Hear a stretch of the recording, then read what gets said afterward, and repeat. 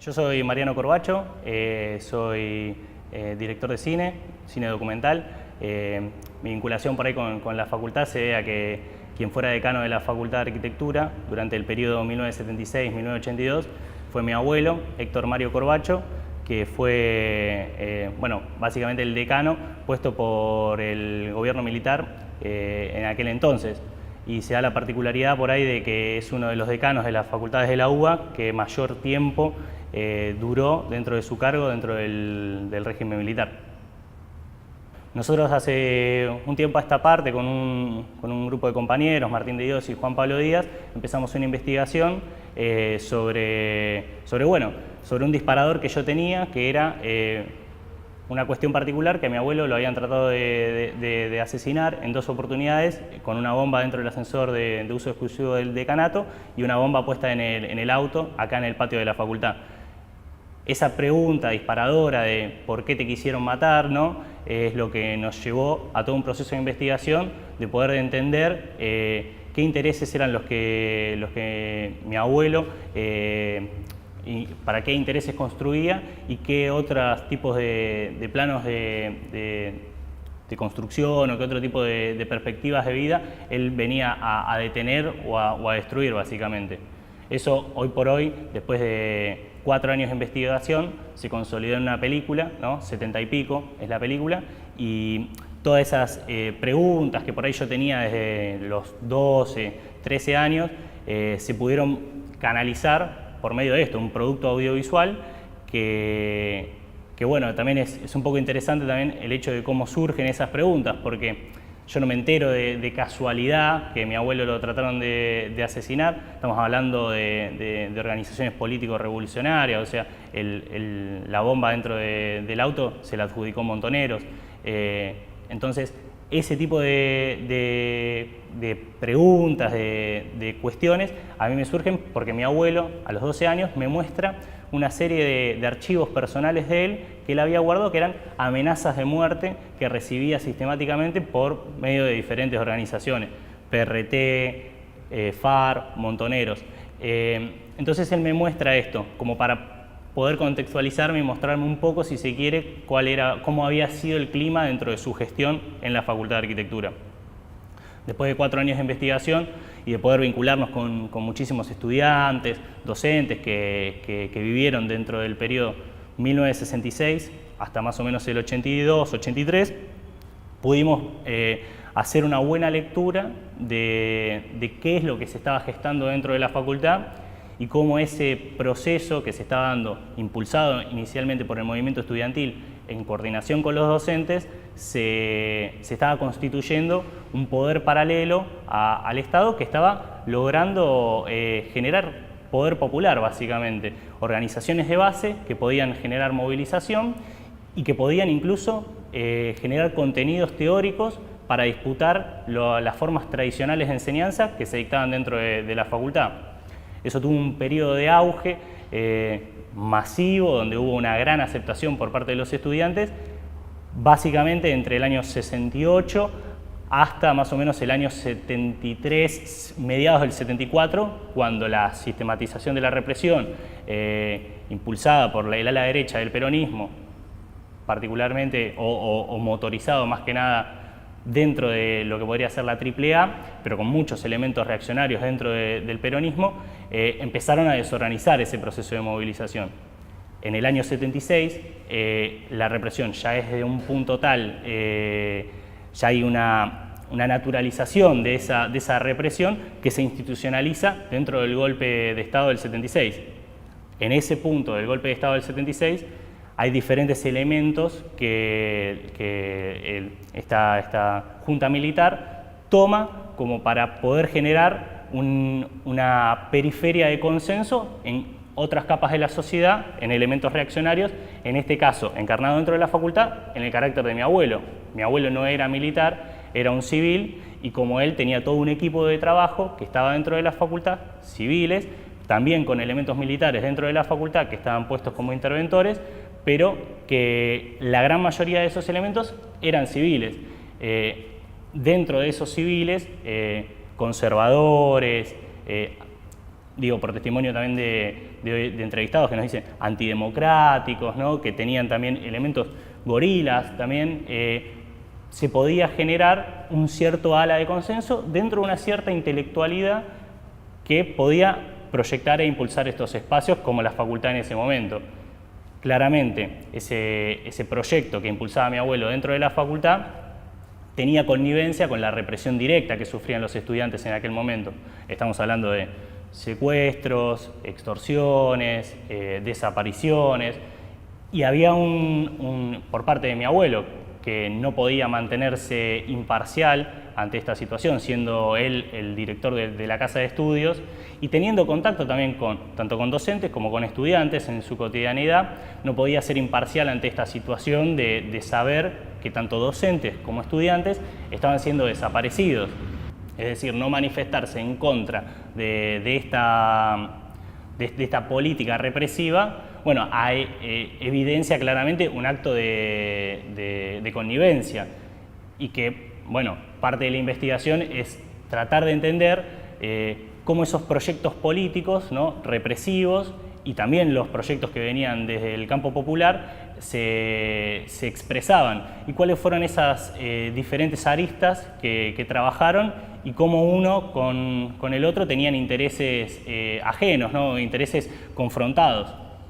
Mi abuelo pasó por muchísimos cargos, es más, mi abuelo siempre manifestaba que él era el primer decano de la Facultad de Arquitectura que había hecho toda la línea piramidal, ¿no?, si se quiere, desde la base hasta la capa superior en la facultad, empezando como ayudante, terminando como decano. Él pasó por absolutamente todos los cargos. Creo que desde el año más o menos 64 que él daba clase dentro de la facultad y básicamente estaba dentro él tenía a su cargo en el año 72-73 el departamento de construcciones de la Facultad de Arquitectura. En el año 72 se da un proceso que los estudiantes, por medio de asambleas multitudinarias, estamos hablando de asambleas de 2.000 personas promedio, cuando la facultad en ese momento contaba con 10.000 estudiantes, en los cuales se empieza a generar una destitución por medio del voto de los estudiantes, de los jefes de cátedra, de los jefes de departamento, de los profesores titulares. Y en ese momento a mi abuelo se lo destituye de su cargo, quedando en otros cargos inferiores, pero se lo destituye de responsable del departamento de construcciones. Quien asume el departamento de construcciones en ese momento es Mario Tempone, que es un profesor, que fue un profesor de esta casa de estudios, que tenía muchísima afinidad con el peronismo revolucionario y que tenía una perspectiva muy opuesta a la forma de construcción que la que tenía mi abuelo. En ese sentido, lo que nos podían manifestar un poco los estudiantes es que había un sector del área de construcciones que era mucho más afín a la política de mi abuelo y que mi abuelo más o menos proyectaba, que era de un perfil tecnocrático, ¿no? Vinculado a esto, a poder fijar números, reglas, tablas y dejando de entender más la parte proyectual o la parte más social que tiene la arquitectura. Uno no construye viviendas solamente para que se vean bien, sino para que sean habitadas por seres humanos reales, concretos, de carne y hueso. En ese sentido, el perfil que traía Mario Tempone a la facultad y que era correlato de otras áreas en aquel momento, de otras áreas como la parte de ciencias humanas o la parte más de diseño, que tenían todo un perfil vinculado al trabajo de base que venían desarrollando las organizaciones sociales, es decir, vinculaban la arquitectura con los trabajos de organizaciones en Villas Miseria, en diferentes proyectos del conurbano, o sea que le daban esa cuota de realidad y de trabajo activo y de concebir al profesional con las manos puestas en la obra, no en un estado de jerarquía, digo, bueno, ahí está el peón que trabaja en la construcción y el arquitecto que la mira desde afuera, sino el arquitecto poniendo las manos dentro de la obra, haciendo la mezcla junto al obrero y esta vinculación de integrar al barrio a poder pensar esas construcciones y servirse para construir sus propias viviendas, dándole herramientas técnicas que te lo brinda un espacio como es la facultad. En ese sentido, esa división que hubo entre el año 73 es muy claro del posicionamiento que tenía mi abuelo frente a la arquitectura y también que se expresa básicamente en un perfil de vida. Desde el año 64 viene dando clases dentro de la facultad, o sea que tenía una trayectoria académica dentro de la facultad, pero básicamente cuando llega el 24 de marzo del 76 hay una intervención dentro de la facultad, puesto por elementos militares. Me parece que Comodoro Maninsalva era quien estaba a cargo de la Facultad de Arquitectura, y en ese sentido hay un proceso de transición donde las autoridades militares son las que se hacen cargo de las casas de estudio, digo, a nivel nacional, no solo pasó en la Facultad de Arquitectura, y en agosto del año 76 mi abuelo es designado por las fuerzas militares para asumir el cargo de decano interventor dentro de la facultad. Y ese es el cargo que tuvo durante todo su periodo. Fue un decano interventor, no fue un decano elegido por intermedio de debate dentro de los claustros y demás. O sea, un decano puesto por una junta militar. Desde lo que representa por ahí a la opinión personal que puede tener mi abuelo sobre su gestión, en la peli me parece que está puesto de manifiesto que él dice, bueno, yo no sé qué opinarán mis hijos, mis nietos, yo me siento orgulloso de lo que hice. Y en ese sentido me parece que esa expresión, y obviamente yo he tenido mucho más diálogo de lo que aparece en la película con mi abuelo, pero era una persona que reivindicaba completamente su actuación y él sentía que era un aporte a la patria, digo, en estos términos podemos ponerlo, cuál era su actuación y qué es lo que vino a proponer para dentro de la facultad.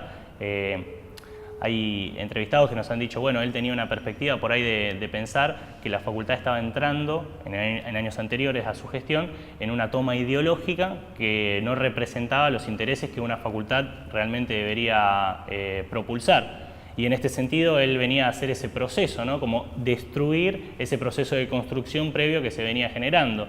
Que me parece que es un elemento que siempre aparece dentro del discurso, al menos más público y más conocido de la dictadura. Es un proceso más de destrucción que por un proceso de construcción.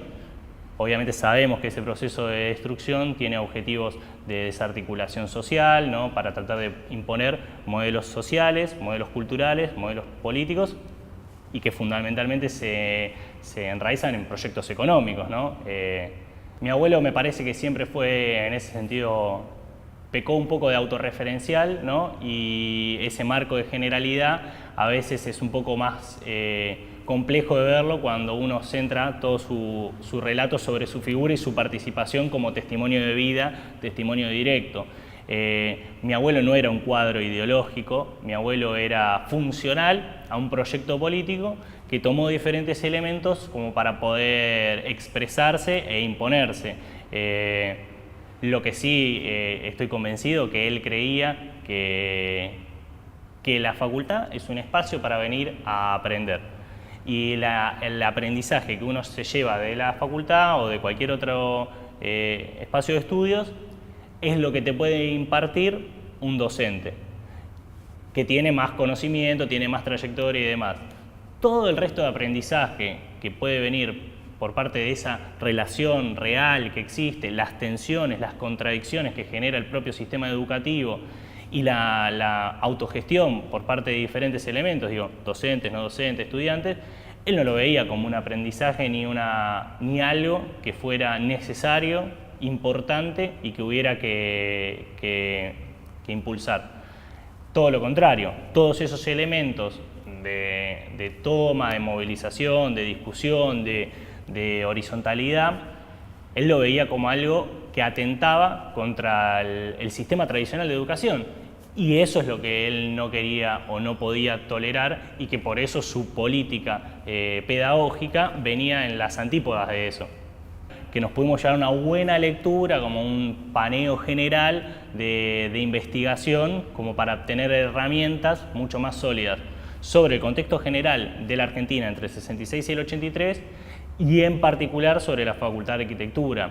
Eso que digo de buena lectura es más que nada una base de investigación que es necesario, me parece, para cualquier tipo de este proyecto que trate de historizar. porque si nos quedamos con elementos que son solo testimoniales o elementos que son solo historias de vida, a veces se puede pecar de deshistorizar, ¿no? Y también uno sabe que cuando hace historia oral, muchas veces esa historia está mediada por un montón de elementos que no se sujetan a la realidad concreta material que nos puede tirar datos sobre ese proceso en concreto, sino que hay proyecciones que uno hace, hay elaboraciones posteriores que trae hacia el pasado como si fueran elementos vividos, hay momentos incómodos también dentro de las vivencias personales que uno prefiere esquivar y bordear, o hay elementos que uno da por sabidos, que los quiere pasar también de largo, como para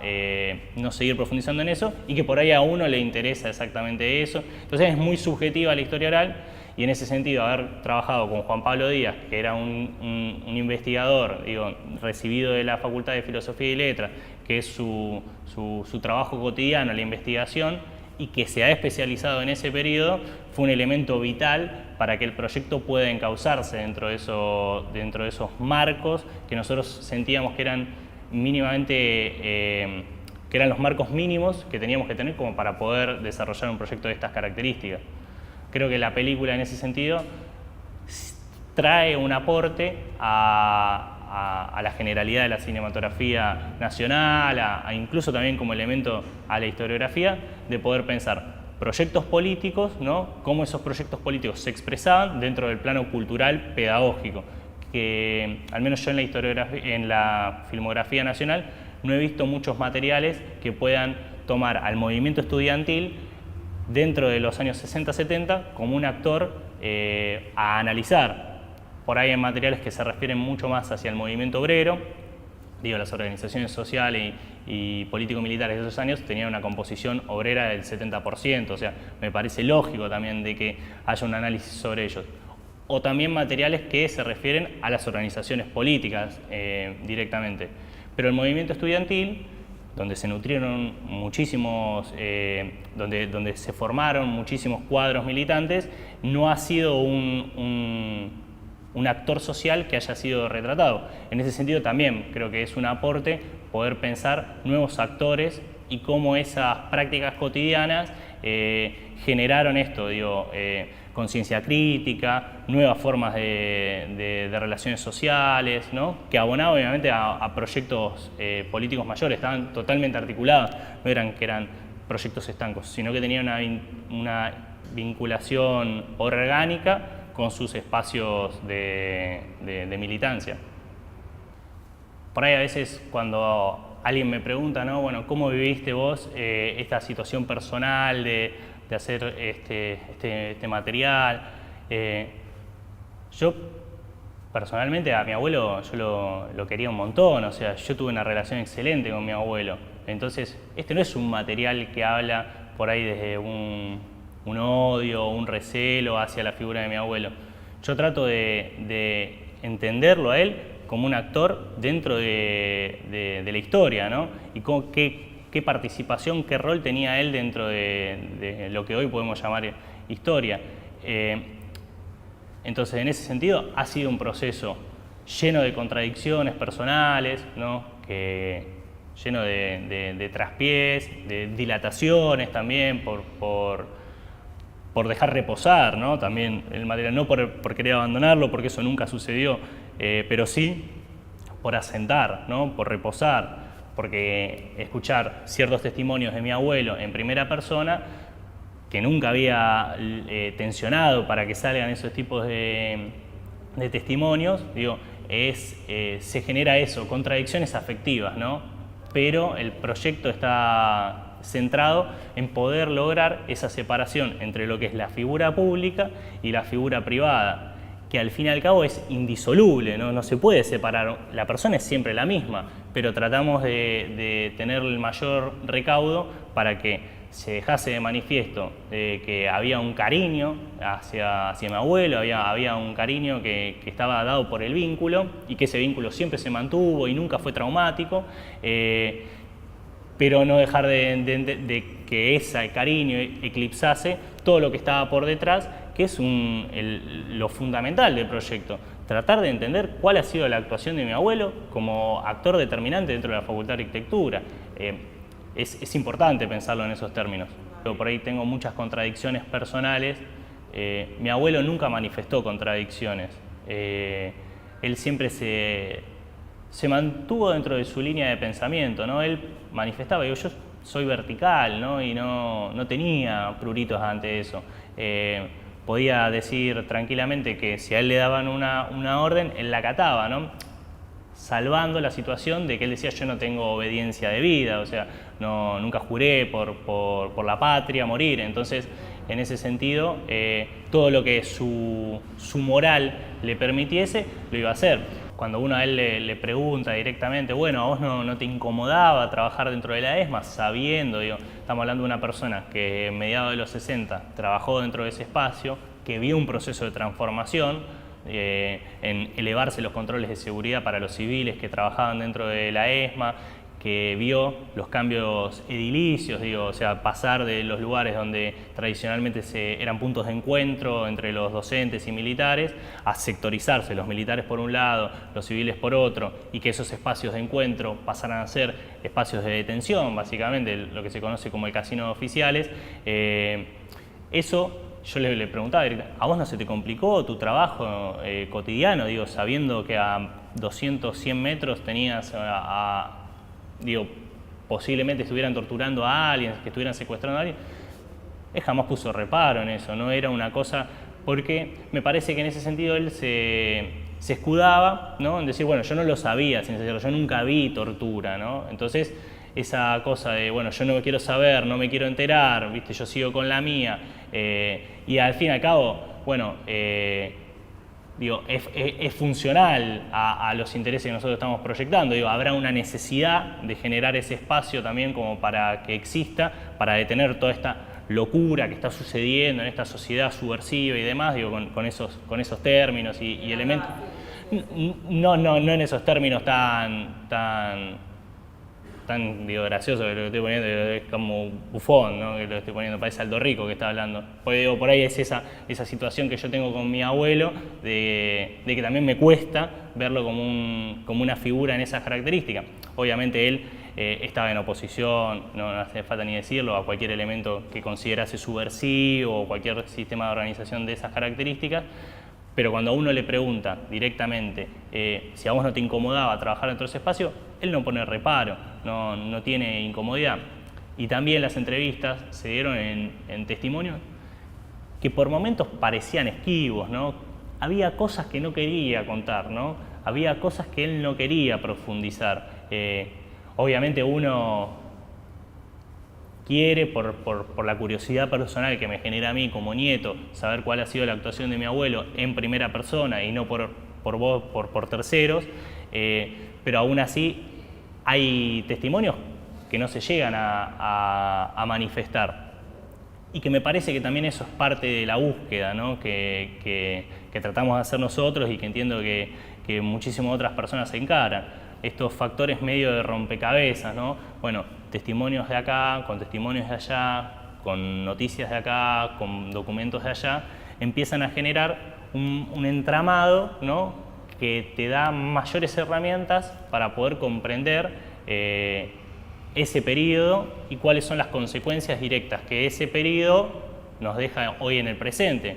Porque me parece que es lo más importante cuando uno hace historia, es tratar de pensarlo en las consecuencias del presente y cómo el presente se está construyendo en función de ese pasado. Si nosotros no podemos entender esos intereses que operaron en ese pasado, va a ser muy complejo que nosotros podamos pensar el presente en esa línea. Entonces, si bien los testimonios que mi abuelo da para la película, digo, entre paréntesis, mi abuelo ha testimoniado dentro de diferentes juicios, claro, en el año 84, 85 lo llamaron para testimoniar, específicamente por una situación que se daba acá en la facultad, no en esta, sino en la de Exactas, que era un espacio que se tenía como sistema panóptico de detención de estudiantes, ¿no? Claro, en la película que nosotros hicimos y los testimonios que yo pude recabar en el crudo de las entrevistas, mi abuelo tiene eso, posiciones esquivas y no terminan de ser respuestas directas. Pero son materiales. directa estas cosas. Claro, pero sí, claro, pero son materiales que sugieren, ¿no?, que hay elementos que están por detrás. Digo, esto también es lo que parece a veces desventaja de la historia oral, también es ventaja, porque uno puede leer miradas, respiros, silencios, diferentes elementos, o también se puede decir, porque también pasa eso, o sea, empieza con una mirada más de rechazo hacia ciertos elementos represivos, concretos dentro de la ESMA, y después los da como por sentado y sigue testimoniando como si ese elemento ya hubiera estado puesto sobre la mesa todo el tiempo. Su primera reacción es la de negación, que me parece que hay muchos factores que se dan de esto dentro de ciertos elementos de la represión. Digo, yo por ahí lo he visto más en oficiales, militares y demás, que hay una negación, ¿no? Pero es innegable por las pruebas materiales que los vinculan. Entonces, hay ese proceso de negación en un principio.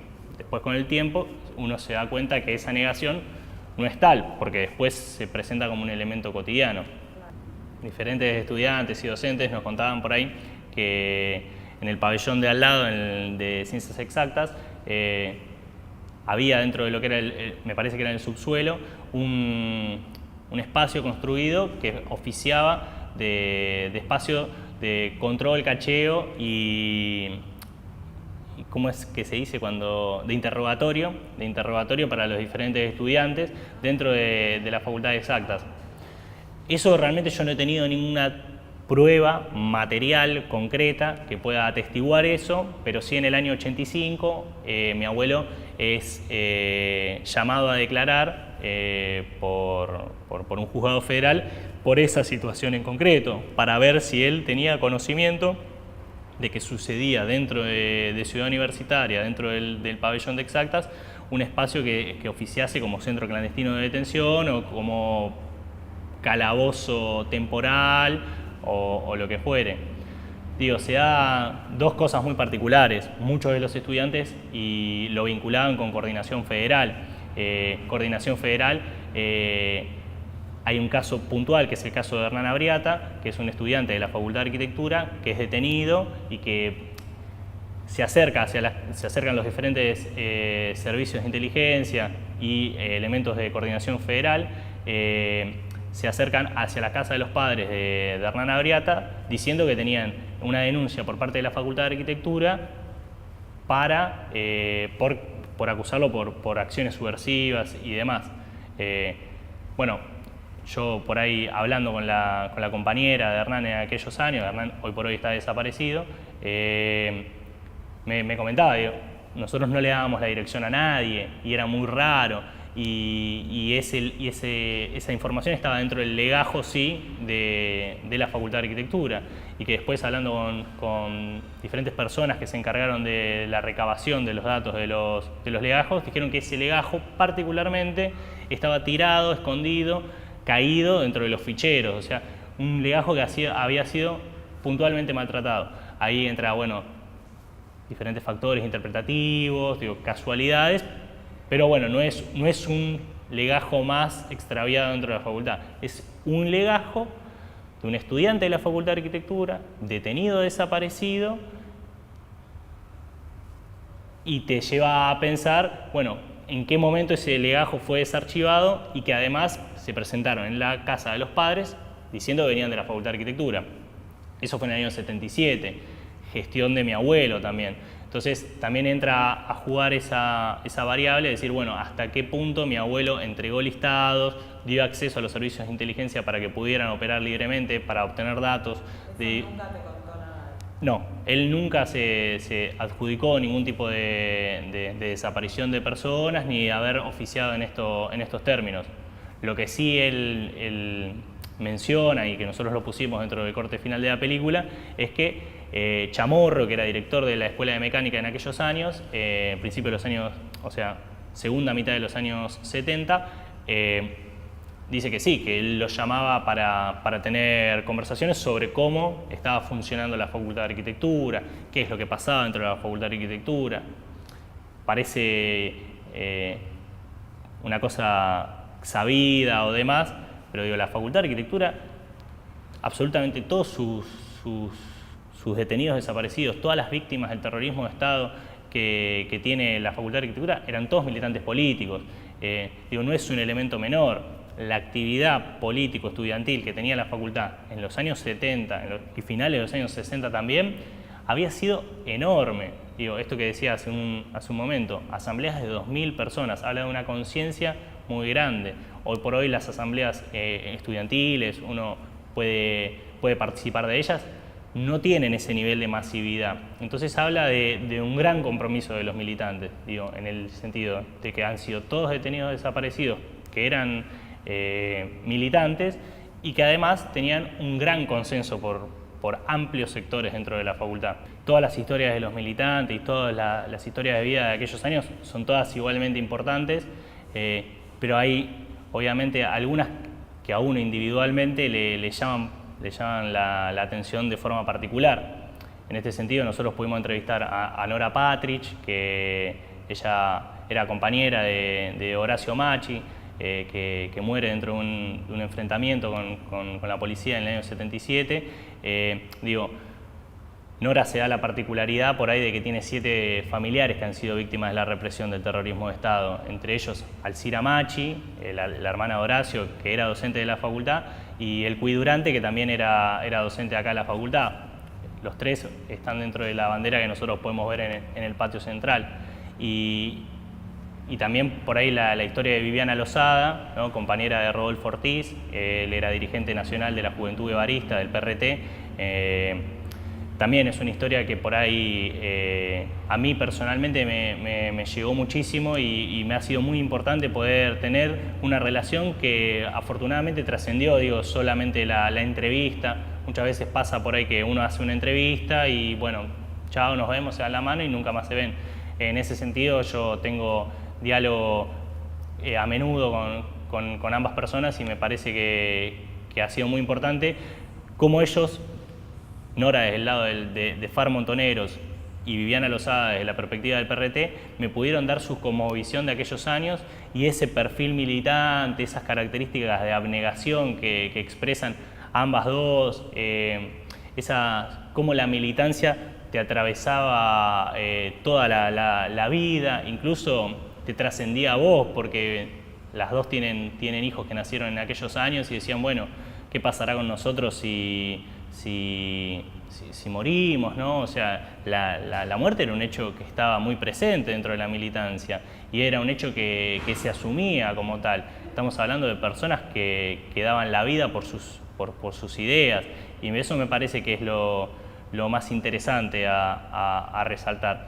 El hecho de cómo las personas pueden tener tal nivel de convicción, tal nivel de compromiso, que pueden entregar incluso hasta lo más precioso que tienen, que es la vida, por los otros, ¿no? Porque ese proyecto político que expresaban esas organizaciones estaban pensadas en la misma forma, tanto para uno como para los otros, ¿no? O sea, sabían que esa transformación social radical, de raíz, que se estaban planteando, iba a ser un elemento de prosperidad en el futuro para todas las personas.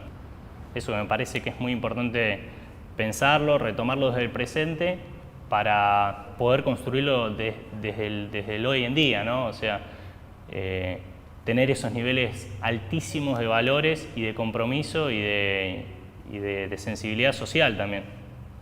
Quienes nos dedicamos por ahí al trabajo sobre la memoria, quienes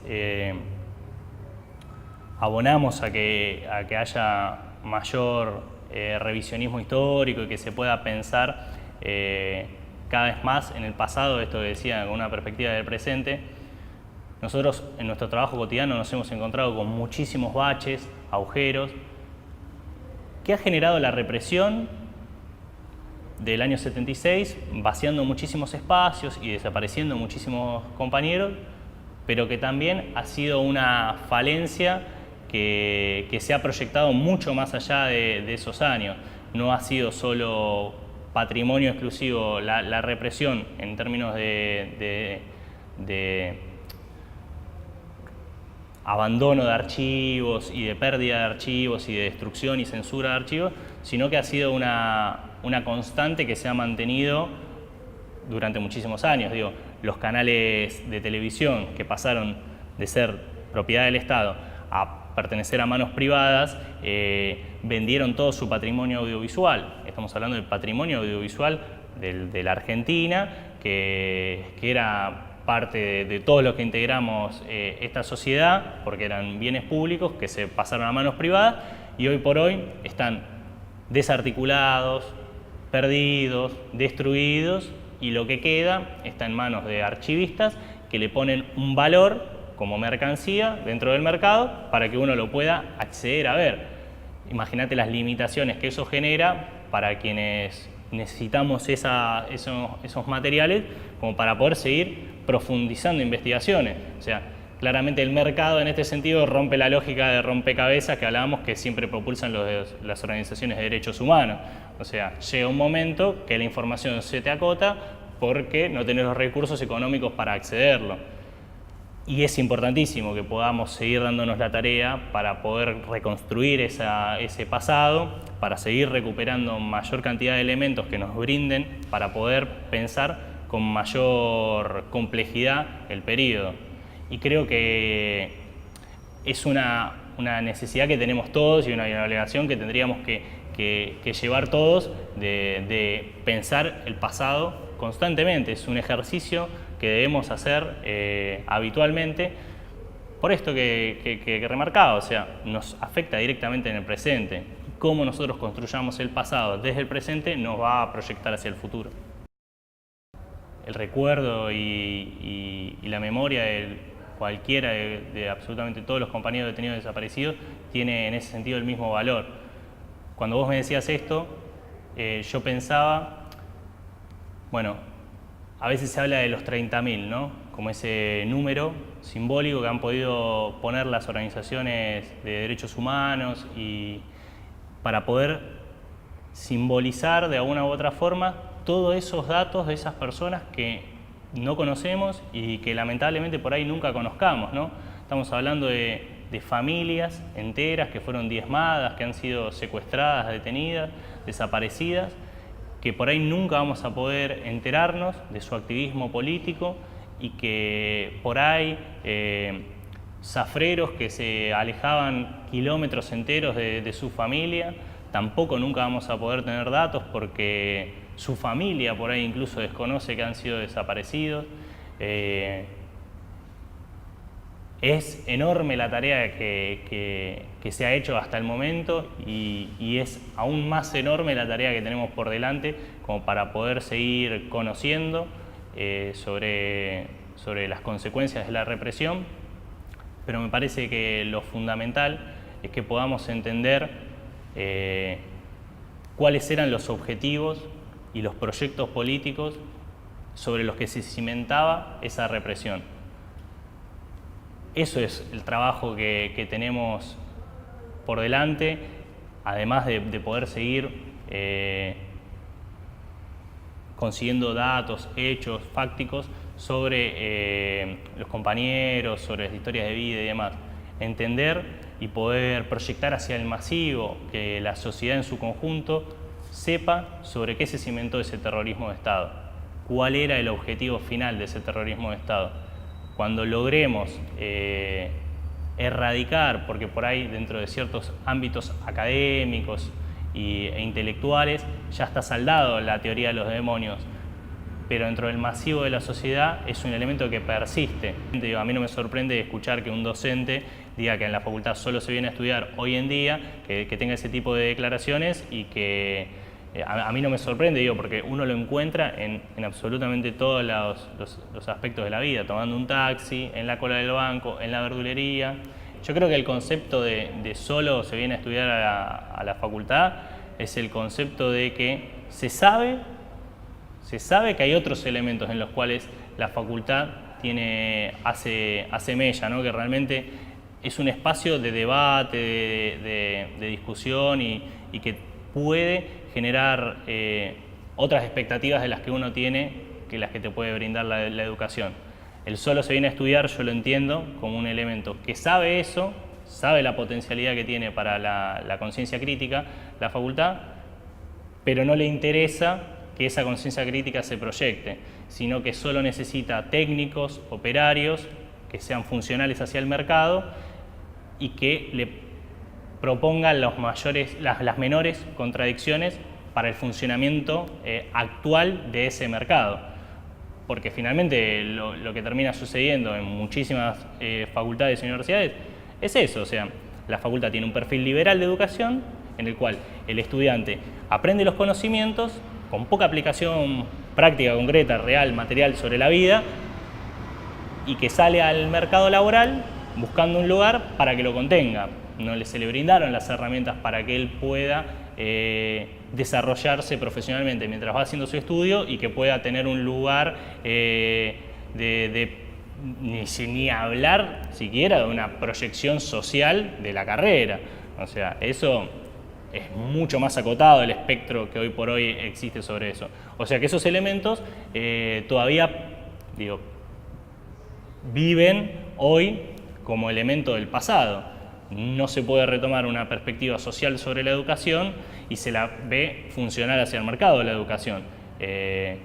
Esto que te dicen, vos cuando te recibís salís con el título, ¿no? Y que cualquier lugar que vayas a pedir trabajo te piden el título. Bueno, respeta un poco toda esa lógica de acá solo se viene a estudiar. Yo quiero el título, porque este me da lugar en el mercado.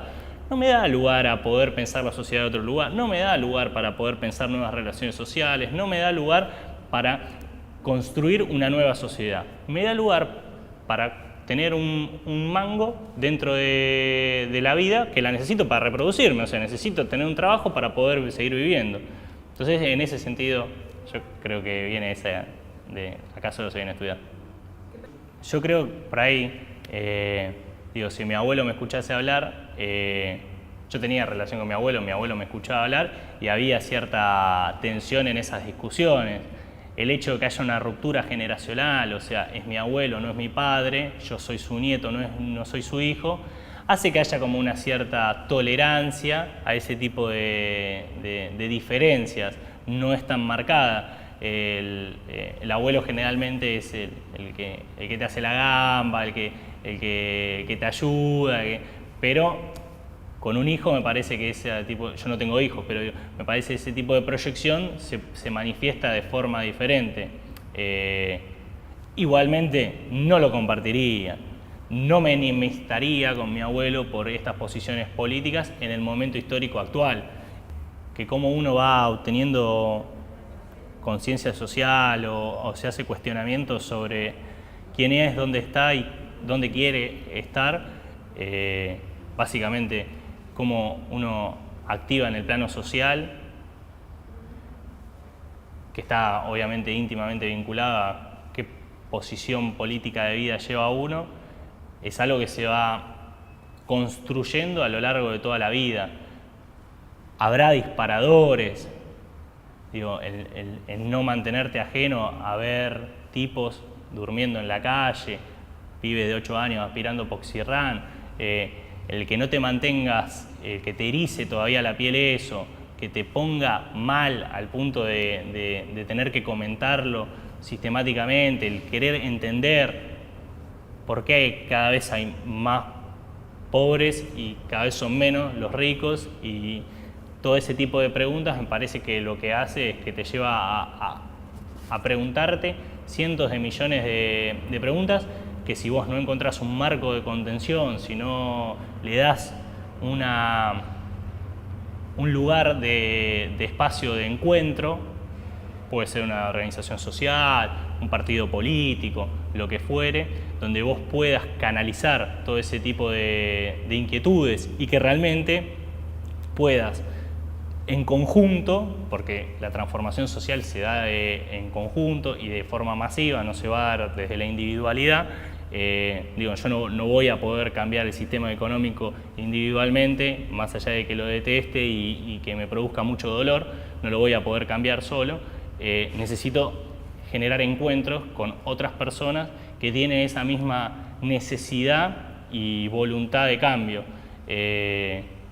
Entonces, uno en ese recorrido que es la vida va generando eso, espacios donde puede formarse teóricamente, donde puede llevar esa teoría a la práctica, donde esa práctica vuelve a generar teoría para volver a llevarlo a la práctica y contratarlo con la realidad todo el tiempo, rever esas prácticas y tratar de, me parece a mí, tener una conciencia también crítica para con la sociedad, pero por sobre todo autocrítica, porque nosotros no somos oasis en el medio del desierto, sino que somos personas de carne y hueso que estamos atravesados por cientos de vicios que nos produce este sistema capitalista.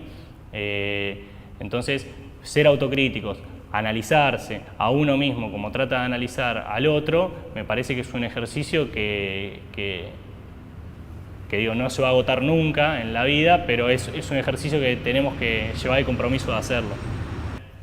Cuando empezamos a hacer la película, yo me encontré con más o menos unos 50, 60 estudiantes de la facultad de aquellos años. Afortunadamente, la gran mayoría tuvieron una actitud hiper contenedora, me pudieron entender, pero particularmente un compañero que pertenece a la agrupación de ex detenidos desaparecidos me dijo, mirá, nosotros, y yo particularmente, me dijo, no hacemos una liazón de sangre. Nosotros entendemos que las personas son individuales, ¿no? Y que el pasado de tu abuelo, en este caso, no tiene nada que ver con tu presente. Entonces a mí eso, escucharlo de una persona que yo respetaba muchísimo encima, que la conocía incluso por fuera del proyecto, me pareció muy valioso y me dio mucha confianza personal como para poder seguir avanzando en este proyecto. Entonces, en ese sentido, espero que la película venga a poner de manifiesto qué es lo que nosotros queremos básicamente hacer. Las opiniones personales que puede tener cada uno sobre mi persona y demás, no lo puedo controlar, como no lo puedo controlar con mis vecinos, como no lo puedo controlar con cualquier acto que uno se proyecte sobre la vida pública, en este caso una película, donde incluso aparezco en primera persona. Entonces, a mí me ha dejado muy tranquilo ese comentario que me hizo ese compañero y personalmente a mí me deja tranquilo el poder haber tenido la oportunidad de generar este proyecto para poder yo estar mucho más tranquilo conmigo y no mantenerme indiferente a esa situación que a mí me incomodaba tanto. Bueno, la película es un proyecto que llevó 4 años de investigación, se llama 70 y pico, si quieren la pueden buscar, es www.70ypico.com, todo con letras. La película hoy por hoy está haciendo un circuito por festivales nacionales e internacionales, ahí en la página se pueden ver todas las novedades y la verdad que abordamos puntos que para nosotros son novedosos en 2 sentidos particulares.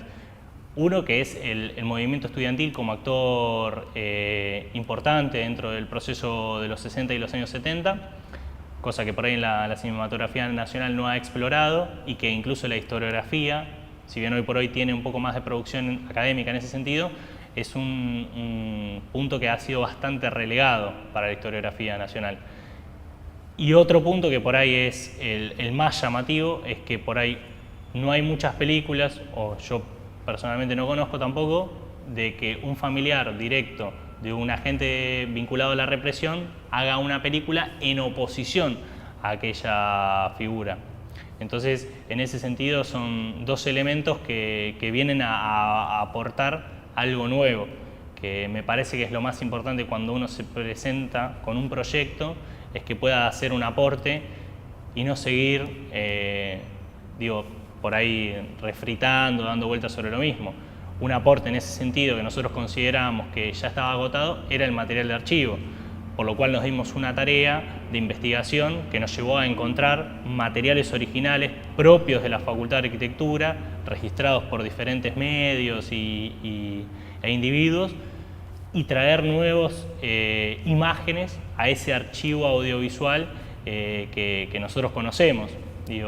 ya por ahí uno ya está muy acostumbrado a ver La noche de los bastones largos y siempre es esa misma imagen. Bueno, nosotros trajimos imágenes nuevas de esa situación, como por ahí el 1 de mayo del 74. Bueno, nosotros intervenimos ese material y le damos una nueva función a ese material, como también estos aportes en lo específico. Digo, vemos, por ejemplo, estudiantes de la Facultad de Arquitectura terminando el proyecto de obra en el año 73 de este pabellón donde estamos haciendo la entrevista.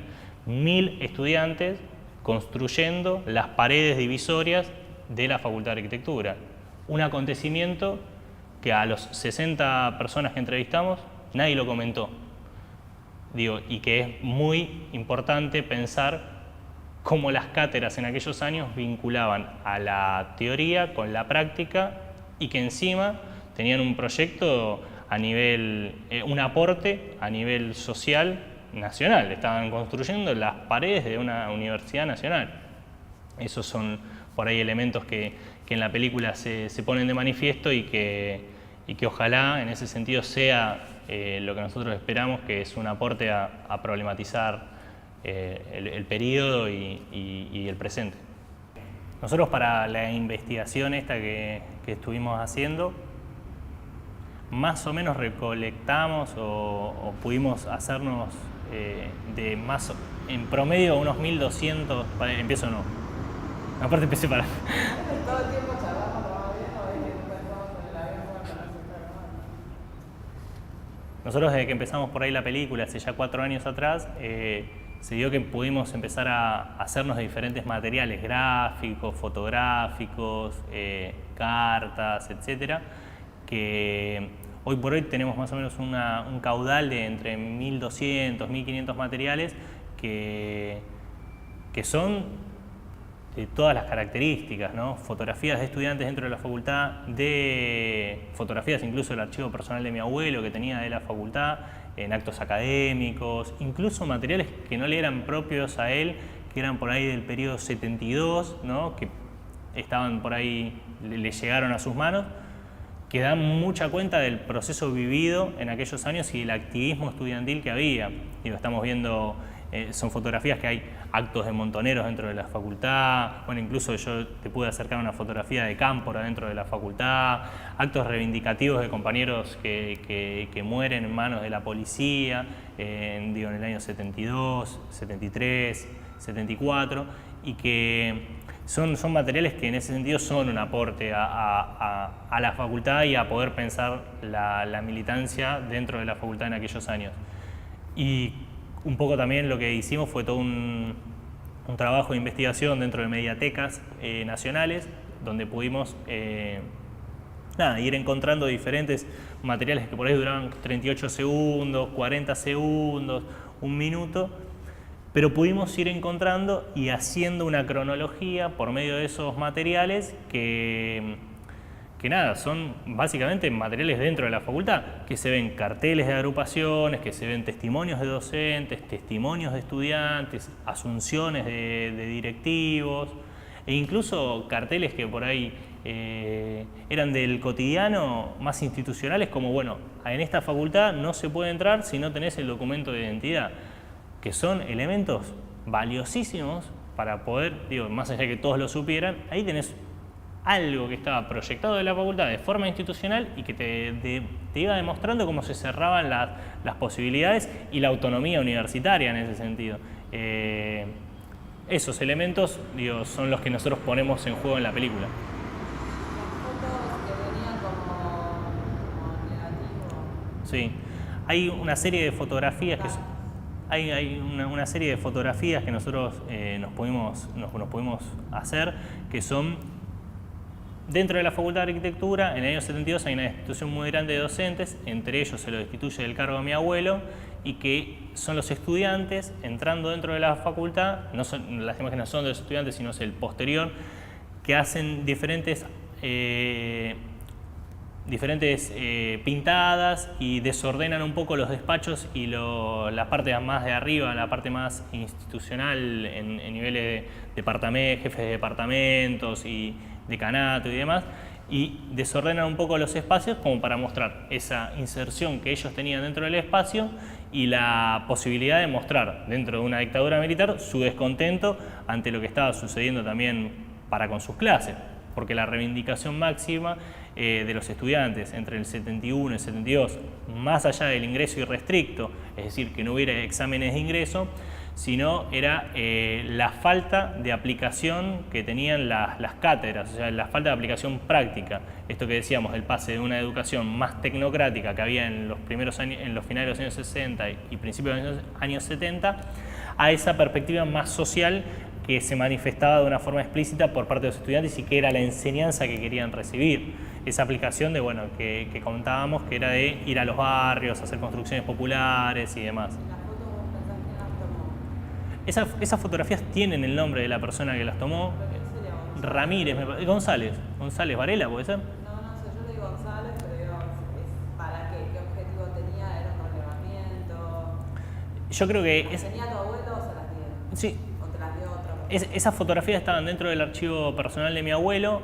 ¿Cómo llegan a su poder? Eso lo desconozco, nunca lo pregunté. No, la verdad que por ahí se me pasó de largo. Lo que sí...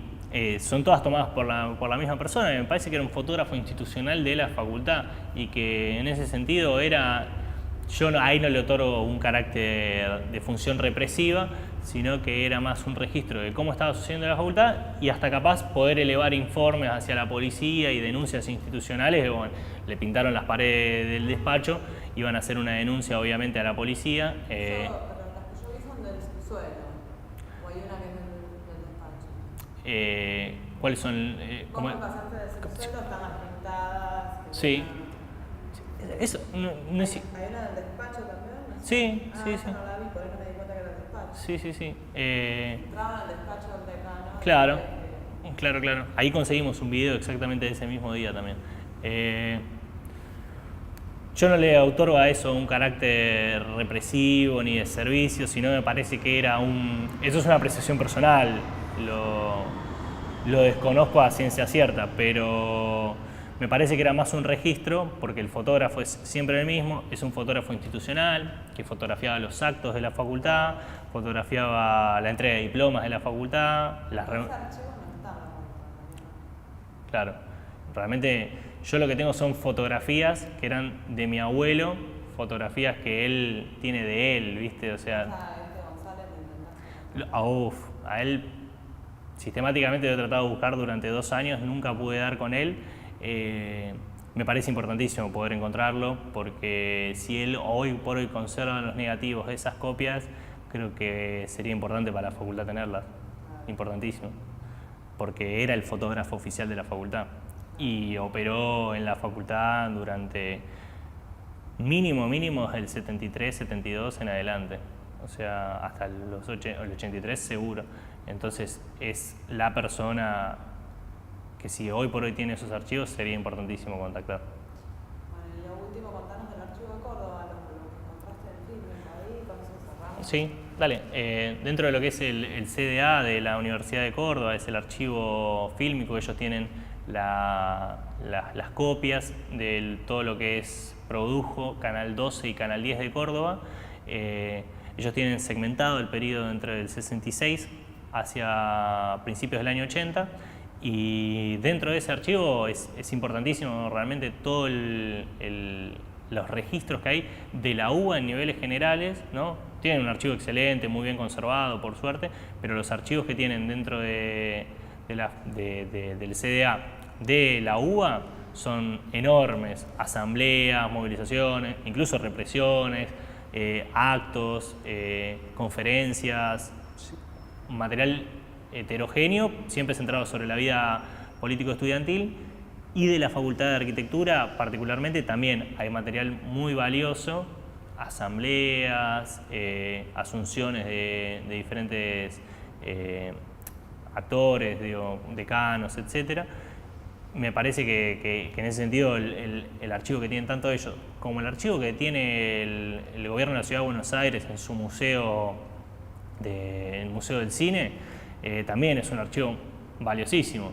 ¿Acceder a algo de Canal 7 o no? No, Canal 7 siempre tuvo como una política bastante cerrada de sus archivos, pero hoy abrieron un canal online de alguna digitalización de los materiales y demás, pero para acceder, para poder poner una película, no. Ahora, lo que sí decía el Museo del Cine es que ellos tienen el material, a diferencia del CDA, no lo tienen digitalizado. El hecho de que el CDA lo tenga digitalizado habla de una conciencia de conservación y una posibilidad de socialización de ese material. El Museo del Cine lo tiene en latas de 16 milímetros y ese material, si con el tiempo no se lo conserva adecuadamente, va a perecer. Y estamos hablando de la historia audiovisual de Argentina en este caso. Entonces es importante poder empezar a pensar cómo nosotros, que estamos en el plano audiovisual, que estamos de diferentes espacios que tocan lo audiovisual, poder empezar a generar una conciencia sobre esa conservación de archivos que se manifieste en políticas públicas, porque es fundamental para los realizadores documentales, en este caso como soy yo, ese tipo de elementos.